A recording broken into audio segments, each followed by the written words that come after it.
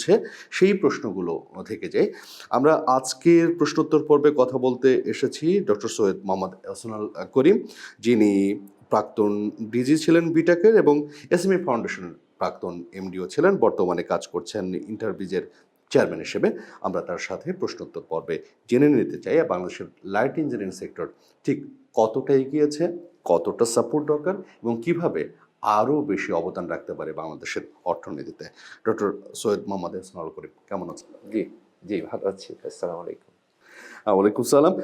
আমি শুরুতেই যে কথাটা আপনার কাছ থেকে জানতে চাই যে দীর্ঘ সময় আপনি বিটাকে ছিলেন দীর্ঘ একটা সময় এবং ডিজি হিসেবে কাজ করেছেন, বিভিন্ন প্রজেক্টের সাথে কাজ করেছেন। সেই সময়ের আলোকে, অভিজ্ঞতার আলোকে বলবেন যে বাংলাদেশের লাইট ইঞ্জিনিয়ারিং সেক্টরটা ঠিক কী অবস্থায় আছে এখন? ধন্যবাদ। আসলে আমাদের বর্তমান যে প্রেক্ষাপট, বর্তমান যে গ্লোবাল সিচুয়েশন, এখানে যে সুযোগটা আছে, আমরা আসলে সেই সুযোগের সাথে তাল মিলিয়ে আসতে পারিনি।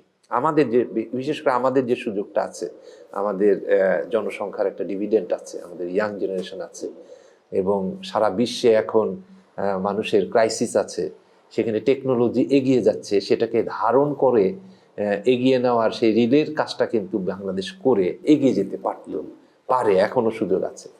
তো সেই প্রেক্ষাপটে আমি স্যাটিসফাইড না যে আমরা যতটা সুযোগ আছে সেটাকে আমরা সদ্ব্যবহার করতে পারছি বলে মনে হয় না আমার।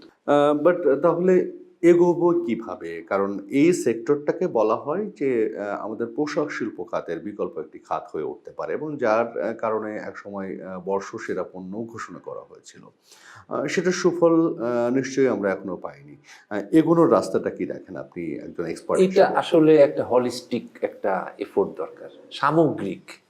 এটা ধরেন আমরা এখানে একটা গবেষণার একজন একজন রিসার্চার থেকে শুরু করে ধোলাইখালে কিংবা আমাদের একদম লাইট ইঞ্জিনিয়ারিং এর একদম বটমে যে অপারেটর আছে, এদের মধ্যে একটা যোগসূত্র আমাদের দরকার।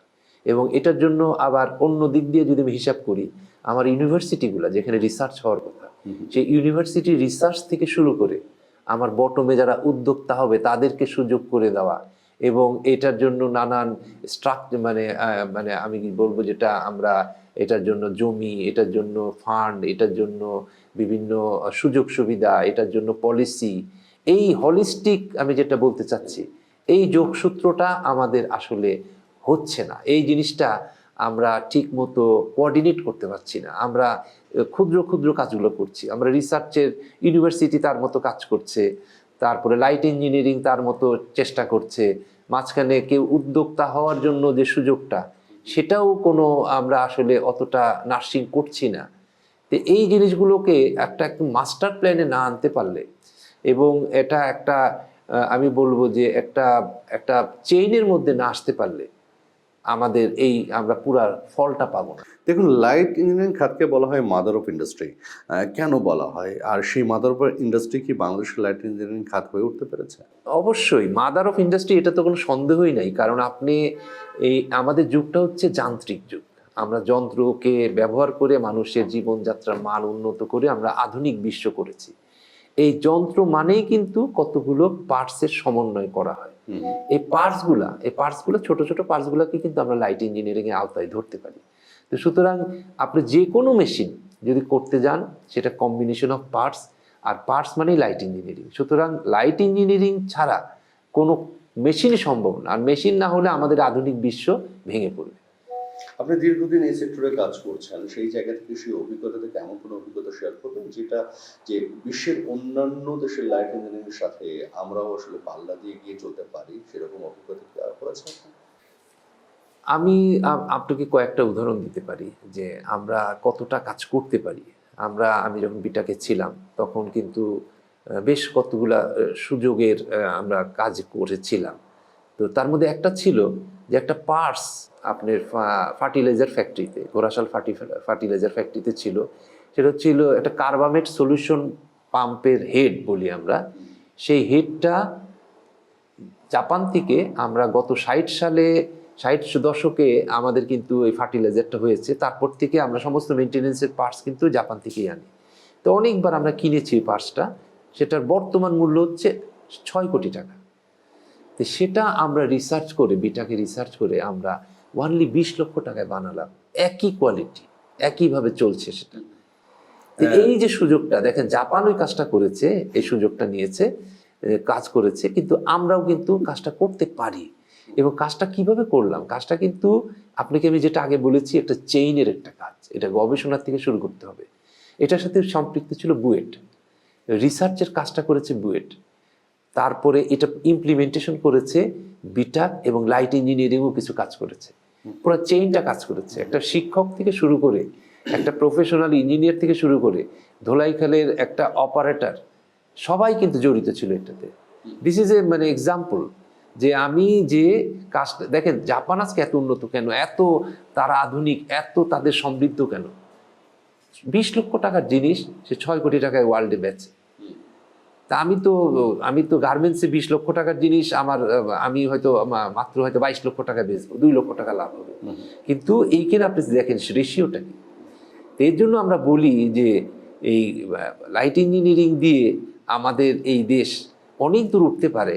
এটা শুধুমাত্র বিকল্প না, বিকল্প থেকে অনেক বড় এই আমাদের গার্মেন্টসের বিকল্প থেকে। কিন্তু লাইট ইঞ্জিনিয়ারিং খাতে যে ব্যবসায়ীরা কাজ করছেন এবং আপনি বলছেন অপারেটর, যারা অপারেটর হিসেবে কাজ করছেন, তারা আমাদের পরিসংখ্যান এটাই বলে যে তারা অপেক্ষাকৃত কম শিক্ষিত এবং শুধুমাত্র এক্সপিরিয়েন্সের উপরে কাজ করছে।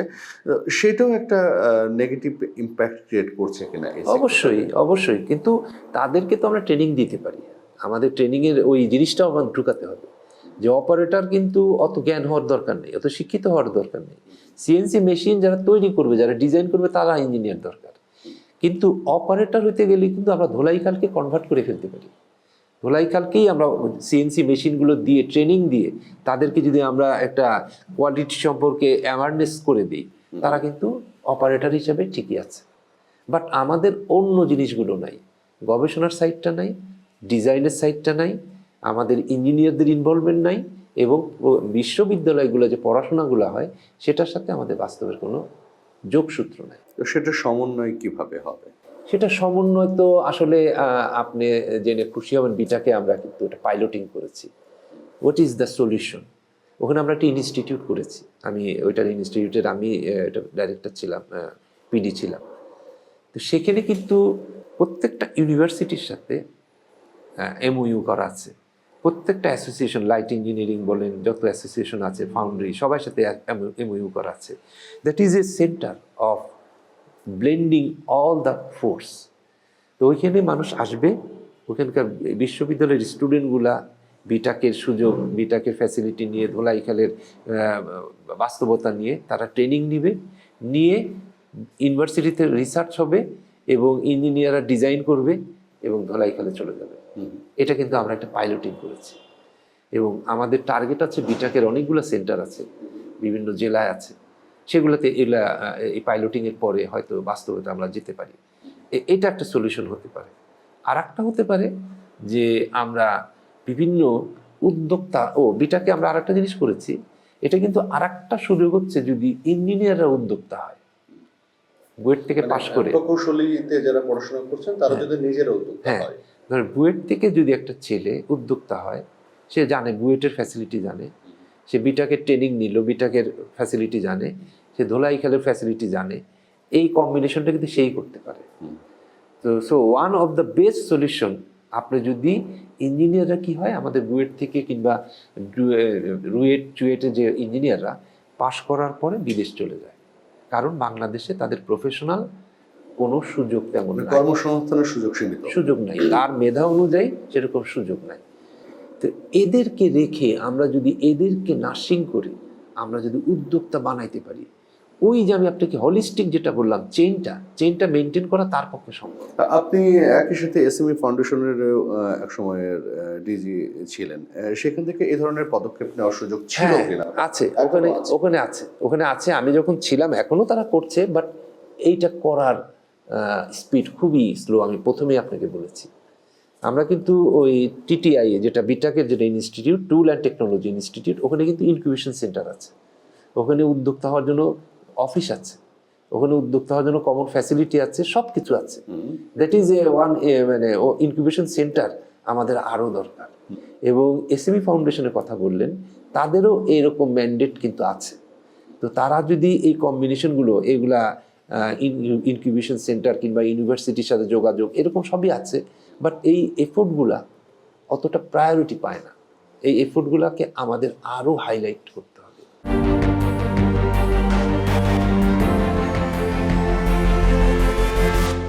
আর একটা প্রসঙ্গ চলে আসে যে আপনি উদ্যোক্তা হতে চাইলে আর্থিক সহায়তার একটা বিষয় থাকে, সেক্ষেত্রে আর্থিক প্রণোদনা বা ব্যাংক ঋণ এই বিষয়গুলো কিছুটা অপ্রতুল এরকমই শোনা যায়।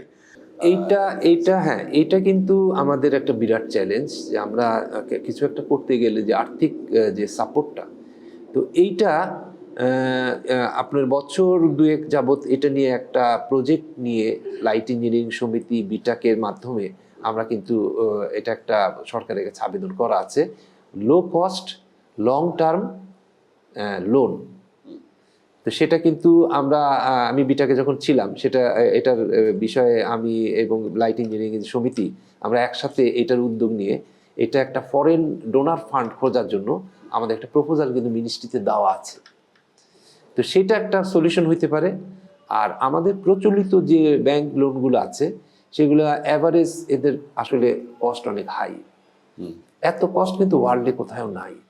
আমাদের মানে ডাবল ডিজিটে যে একটা উদ্যোক্তা একটা একটা ছেলে বুয়েট থেকে পাশ করে সে এত ডাবল ডিজিটে ছোট ছোট যে ওয়ার্কশপ গুলো সেগুলোর আসলে সক্ষমতার জায়গাটাও ঘাটতি রয়েছে। হ্যাঁ, তবে এসএমই ফাউন্ডেশনে কিছু আছে, ছোট ছোট লোন আছে লো কস্টে 5%, 10%, 8% বোধ হয় আছে, বাট এগুলো খুব অপ্রতুল। তো ফোর্থ ইন্ডাস্ট্রিয়াল রেভলিউশনের এই সময় এসে আমাদের লাইট ইঞ্জিনিয়ারিং সেক্টরে যারা কাজ করছেন উদ্যোক্তা ব্যবসায়ী এবং কর্মী, তাদের প্রযুক্তিগত দক্ষতার মান নিয়ে আপনি কতটা সন্তুষ্ট? তাদের প্রযুক্তিগত দক্ষতা তো আসলে আমাদের খুবই কম, আমাদের এতদিন ছিল না, বাট এখন কিন্তু বিটাকের ওই ইনস্টিটিউটের মাধ্যমে ব্যাপক একটা সুযোগ হয়েছে।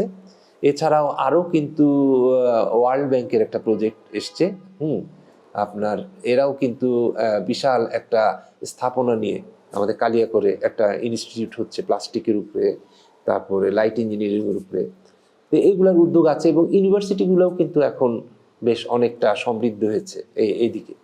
তো এটা আমাদের গিয়ার আপটা হচ্ছে খুব স্লো হয়েছে, বাট এখন যেটা হচ্ছে এটাকে যদি আরও এনহ্যান্স করা যায়, এটাকে রেটটা এটার স্পিডটা বাড়াই। আপনি কি এই স্লোনেসের ক্ষেত্রে আমলাতান্ত্রিক কোনো জটিলতার বিষয় দেখেন কিনা? এটা আমলাতান্ত্রিক জটিলতা তো আছেই, বাট আমাদের যে মাস্টার প্ল্যান লাইট ইঞ্জিনিয়ারিং নিয়ে এগুলো নিয়ে আমি আসলে মনে করি যে এটা আরো আধুনিকায়ন করা দরকার এবং এটাকে যেমন ধরেন বিটাক যে উদ্যোগটা নিয়েছে এইগুলাকে পাইলট হিসাবে এগুলাকে আরো অগ্রাধিকার দেওয়া দরকার। সেক্ষেত্রে আপনি নিশ্চয়ই মনে আছে যে লাইট ইঞ্জিনিয়ারিং পণ্যকে বর্ষসেরা পণ্য ঘোষণা করা হয়েছিল, সেটার সুফল কি মিলেছে? না, সেটা আসলে ওটা তো মাস্টার প্ল্যানেরই একটা অংশ। হ্যাঁ, অংশ, কিন্তু ওই ইয়ারে আমরা খুব একটা প্রণোদনা কিন্তু পাইনি। হ্যাঁ, এটা আরো ব্যাপকভাবে আসলে উদ্যোগ নেওয়া দরকার ছিল। কেন সফলতা মিলল না? এটা কিন্তু আপনার ওই কথাতে আমি আবার চলে যাই যে আমলাতান্ত্রিক যে বিষয়টা, আমাদের প্রত্যেকটা জায়গা একটা আমলাতান্ত্রিক মানে ব্যবস্থাপনা। তো তারা তো আসলে টেকনোলজির ব্যাপারে অতটা ওয়াকিবহাল না। যারা সিদ্ধান্ত নিবেন বড় বড় যারা পোস্টে আছেন, বিটাকের ডিজিও এখন আগে ইঞ্জিনিয়ার ছিল, এখন সেখানে আমলা বসে। আমাদের শিল্প মন্ত্রণালয়ে সব আমলাতন্ত্র। তো এনাদেরকে কনভিন্স করা, এখানে বসা উচিত ছিল যারা করবে তারাই বসা উচিত ছিল। তো তাদেরকে কনভিন্স করে এই আমলাতন্ত্র ধরে ধরে যাওয়াটা এটা আমাদের জন্য খুব দুঃখজনক। যে এই আপনি প্রথমে যেটা বলেছেন যে টেকনোলজি বেস আমাদের বিশ্ব এখন, তো টেকনোলজি বেস বিশ্বকে চালাইতে গেলে টেকনোলজি বেস নীতি নির্ধারক বেশি দরকার, বিশেষ করে টেকনোলজির সাইটগুলো। তা আমাদের দুঃখের বিষয় যে আমাদের বর্তমান প্রেক্ষাপটে সমস্ত টেকনিক্যাল হেডগুলো হচ্ছে এটা আমলাতন্ত্র, আমলারা। তো ওনারা তো এটা শিখতে হয়, ওরা জানতে হয়, তারপরে ওনারা সিদ্ধান্ত দেন। আর এই জিনিসগুলো আমাদের জন্য একটা বিরাট বাধা হয়ে আসলে আছে। সেক্ষেত্রে আমরা যদি আসলে হাইটেক যন্ত্রপাতির ব্যাকএন্ড লিঙ্কেজ না তৈরি করতে পারি এবং মডার্ন ওয়ার্ল্ডের সাথে চলতে না পারি, সেক্ষেত্রে আসলে এই সেক্টর মুখ থুবড়ে পড়বে কি? অবশ্যই অবশ্যই। দেখেন এখন কিন্তু এই যে জাপান কিন্তু এখন কি করেছে, তারা কিন্তু সমস্ত কিছু আউটসোর্সিং করে এবং তারা কিন্তু বাংলাদেশকে প্রেফার করে। তো সেই সুযোগগুলো আমাদের আছে। অস্ট্রেলিয়া, ইংল্যান্ড সব জায়গা থেকে কিন্তু আমাদের এখানে ডিমান্ড আছে, কারণ তাদের লোক কম, তারা এখানে আউটসোর্সিং করতে চায়। আপনি যদি শুধুমাত্র জাপানকেই ধরেন, জাপানের সুযোগটা, জাপানের আগ্রহ বেশি, আমাদের রিলেশনও ভালো, তো ওদের আউটসোর্সিংয়ের জায়গাটা আমরা হতে পারি। সেটা হওয়ার জন্য আপনি যেটা বলেছেন, সেটা আমাদের ট্রেনিংটা দরকার। আমাদের ওই যারা বুয়েট থেকে কিংবা চুয়েট থেকে বের হচ্ছে তাদেরকে উদ্যোক্তা বানানো দরকার। আপনার কি মনে হয় না যে শিক্ষা ব্যবস্থার মধ্যেও এক ধরনের পরিবর্তন আনা দরকার, বিশেষ করে কারিগরি শিক্ষার প্রতি আগ্রহী করে তোলা দরকার জেনারেশনকে? কারিগরি শিক্ষা ক্ষেত্রে কিন্তু সরকার অনেক আগ্রহ দেখাচ্ছে, কিন্তু ওই চেইনটা নাই, যে কারিগরি শিক্ষা করে যে সে এখানে কর্মসংস্থান হবে কিংবা সে একটা কিছু করতে পারবে, ওই এন্ডিংটা আমরা করতে পারছি না। কারিগরি শিক্ষার খুব গুরুত্ব দিচ্ছি, কিন্তু সে কোথায় যাবে? সে তো কর্মসংস্থানটা কোথায় তৈরি হবে? কর্মসংস্থানটা কোথায় হবে? সেই চেনটা কিন্তু আমরা করতে পারছি না। সেই চেনটা করতে গেলে আমাকে উদ্যোক্তা উন্নয়ন করতে হবে। সেই চেনটা করতে গেলে আমার এই টেকনিক্যাল ফ্যাসিলিটির মানে পলিসি চেঞ্জ করতে হবে। একটা মেশিন খুব ইজিলি যেন কিনতে পারে, একটা মেশিন যেন ইজিলি সে এখানে মেনটেনেন্স করতে পারে। এই জিনিসগুলো, এই সুযোগগুলো আমাদের কিন্তু আমরা খেয়াল করি। এই যে আপনি মেশিনারিজ, মেশিন টুলসের কথা বললেন, পাশাপাশি ছোট ছোট যন্ত্রাংশ তৈরি হবে, কিন্তু তার যে র ম্যাটেরিয়াল, কাঁচামাল আমদানির ক্ষেত্রে কোনো বাধ্যবাধকতার জায়গা আছে কিনা? এটা একটা বিরাট সমস্যা আছে আমাদের। একটা বিরাট সমস্যা আছে যে আসলে আমাদের দেশে তো স্টিল মিল নাই। আমরা যে অ্যালয় স্টিল যেটা আমাদের দরকার, কার্বন স্টিল, ম্যাঙ্গানিজ স্টিল, ওই স্টিল মিল কিন্তু আমাদের নাই। আমাদের ছিল, আমাদের 60 দশকে একটা হয়েছিল, কিন্তু ওইটা আমরা আপাতত বন্ধ করে দিয়েছি। বন্ধ করে আমরা ওখানে একটা অন্য ইপিজেড করে ফেলেছি। এটা আমাদের কি স্টিল মিল ছিল, চিটাগাংয়ে একটা স্টিল মিল ছিল, যেটা দিয়ে অত্যাধুনিক র মেটেরিয়াল তৈরি হতো। সেটা বন্ধ হয়ে গেছে বিভিন্ন কারণে। তো সেটা আমাদের একটা বিরাট একটা, মানে আমরা বলবো যে আমাদের একটা ক্ষতির কারণ। হ্যাঁ, একটা ফেইলিওর, যে আমাদের তৎকালীন যারা ম্যানেজমেন্টে ছিলেন, পলিসি মেকার ছিলেন, তারা এটাকে কেন বন্ধ করলেন? এটাকে সাবসিডি দিয়ে হলেও এটা রাখা উচিত ছিল। আজকের এই যুগে আমরা একটা কিছু বানাইতে গেলে আমাকে ম্যাটেরিয়াল ইম্পোর্ট করতে হয়। ইম্পোর্ট করতে করি আমরা চায়না থেকে করি অথবা ইন্ডিয়া থেকে করি, এবং আমাকে কম্পিট করতে হয় ফিনিশ প্রোডাক্ট আবার চায়নার সাথে। তো সুতরাং আমরা প্রথমেই কিন্তু হেরে যাই, যে আমরা যার সাথে কম্পিট করব তার দেশ থেকে আমি র ম্যাটেরিয়াল নিয়ে আসছি। তো এইটা আমাদের একটা বিরাট একটা সমস্যা। এবং এই র ম্যাটেরিয়াল আপনার যে আমরা এখানে ইম্পোর্ট করি, সেটারও একটা সমস্যা আছে। এটার রেটটা খুব হাই, এটা ট্যাক্স রেট, যার ফলে আমাদের একটা জিনিস বানাতে গেলে দেখা যায় যে আমার কস্টটা অনেক বেশি পড়ে যায়। তো এটা একটা বিরাট সমস্যা আমাদের। সেক্ষেত্রে আসলে লাইট ইঞ্জিনিয়ারিং সেক্টর থেকে বিশেষ করে ব্যবসায়ীদের সাথে, ব্যবসায়ী যে সংগঠন আছে তাদের সাথেও আপনার এক ধরনের যোগাযোগ আছে আমার জানার জায়গা থেকে। তারা আসলে সরকারের সাথে এই বিষয়গুলো নিয়ে বিভিন্ন সময়ে কথা বলেছে কিনা এবং সেটার রেজাল্ট কি হয়? না, এটা তারা অনেকবার বলেছে। এটা আমরা বিটাক থেকেও আমরাও বলেছি, এবং আমরা যখন এসএমই ফাউন্ডেশনে ছিলাম সেখান থেকেও বলেছি। কিন্তু এগুলো আমাদের পলিসিতে হচ্ছে কি, কিছু গ্লোবাল কিছু চাপ আছে। চাপের কারণে আমাদের সরকার অনেক সময় এই জিনিসগুলো করতে পারে না। বাট এটাকে স্পেশালি, মানে গ্লোবাল চাপ বলতে আপনি কি ধরনের চাপের কথা বলছেন? ধরেন ওই যে ইম্পোর্টের যে ট্যাক্সের বিষয় টিষয়গুলো, এইগুলার বিষয়ে আমাদের অন্যান্য প্রোডাক্ট কিংবা বিভিন্ন তাদেরকে অনেক রকম পলিসির সমন্বয় করতে হয়। মানে সেক্ষেত্রে নিশ্চয়ই আমাদের আমদানি নির্ভরতাকে উৎসাহিত করছে অনেক বেশি আমাদের ট্যাক্সের যে ইস্যুসগুলো আছে আমাদের নিজস্ব প্রোডাক্ট তৈরি করার ক্ষেত্রে। না, ওই আমদানি বা র ম্যাটেরিয়ালটা তো আমদানি করতে হবে, তো সেইখানে কিন্তু আমাদের ট্যাক্সটা কমানো দরকার। কারণ আমি র ম্যাটেরিয়াল তৈরি করে আবার একটা ফিনিশ প্রোডাক্ট কিন্তু চায়না থেকেও আসে, তার সাথে আমাকে ফাইট করতে হয়, কম্পেয়ার করতে হবে। হ্যাঁ। তো দেখা যায় ফিনিশ প্রোডাক্ট অনেক সময় দেখা যায় যে ট্যাক্সের স্ট্রাকচারটা অনেক কম, আর র ম্যাটেরিয়ালের স্ট্রাকচার কিন্তু অনেক বেশি, মানে এইটা সিলিংটা। এইখানে আমাদের একটা বিরাট সমস্যা আছে। তো এইটা আমাদের ঠিক করা দরকার। আমাদের যে কারিগরি প্রশিক্ষণের মান, আপনি বললেন বিটাকে টিটিআই এর কথা বললেন, সেটার মান আসলে কতটা বিশ্বমানের? বিটাকের মান ভালো, বাট আমাদের শুধু বিটাক না, তো বাংলাদেশে অনেক ইনস্টিটিউট আছে, বিশেষ করে পলিটেকনিকগুলো যেগুলো আছে এবং আমাদের যেসব ট্রেনিং ইনস্টিটিউট আছে, সেগুলোর মানটা আসলে আমাদের মানে ওদের কারিকুলামের স্ট্রাকচারটাই আলাদা।